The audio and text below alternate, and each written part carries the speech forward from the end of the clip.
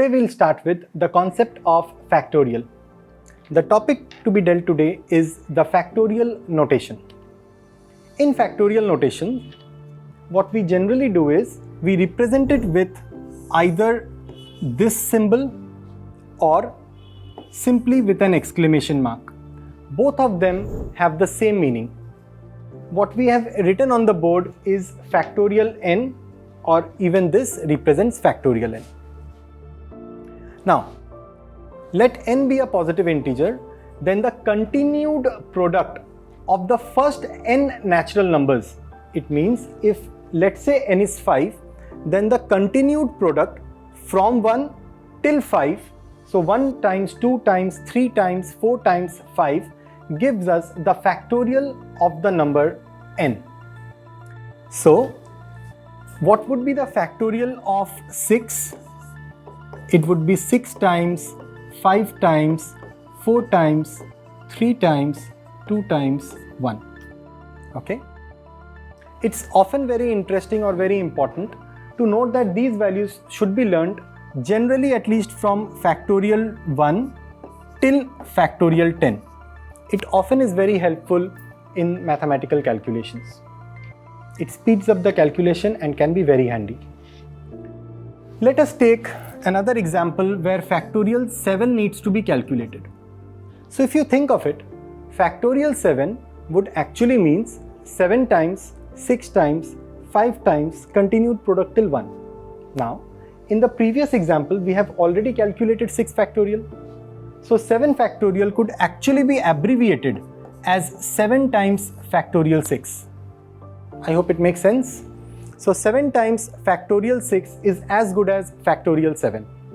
So this helps us in doing calculations like this. Suppose we have 7 factorial divided by 6 factorial.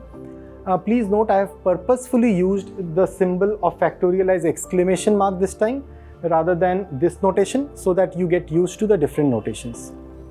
7 factorial over 6 factorial would means 7 times 6 factorial over 6 factorial, which would lead us to the number 7. Okay? Let us take up some examples. 6 factorial, as we discussed, is 6 times till 1, which is 720. 3 factorial is 3 times till 1, which is 6. Similarly, 1 factorial would obviously be 1. Please keep in mind that the factorial of 0 is always 1. This is an assumption in mathematics. Now, deduction of n factorial, which is n times n minus 1 times till 1. As we said, it is the continued product of all the natural numbers ending till n. So we can also write this as n times n minus 1 factorial. Kindly note this. This would be very handy in your calculations. So I repeat, factorial n can be written as or rewritten as n times n factorial. Similarly, 9 factorial can be written as 9 times 8 factorial. 6 factorial would be written as 6 times 5 factorial. 3 factorial can be written as 3 times 2 factorial. In fact, we can also write factorial 6 as 6 times 5 times 4 factorial. So we can suit our need, suit the requirement and rewrite it as per the requirement. Remember, 1 factorial would be 1 and 0 factorial would also be 1. A small summary out here to be noted and to be revised before your exams.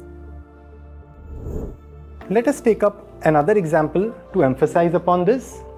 We need to calculate 10 factorial over 7 factorial times 3 factorial.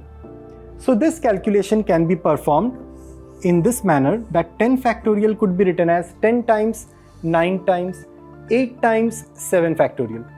Now we can simply cancel out 7 factorial in the numerator and the denominator. The leading term would be this, which on calculation yields 120. Similarly, this would end up as 870. Okay. For the last example, you would notice there is a subtraction between two factorials. So the two terms must be explicitly calculated. We can take out 9 factorial common and the remainder term gives us 100.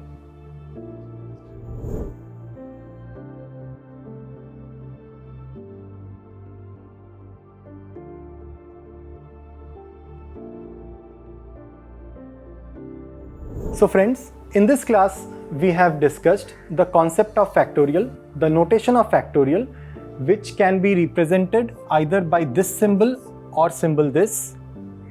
The concept of factorial, as I said, would be very important, so kindly keep it in note. It will be handy in your further classes. Thank you everyone.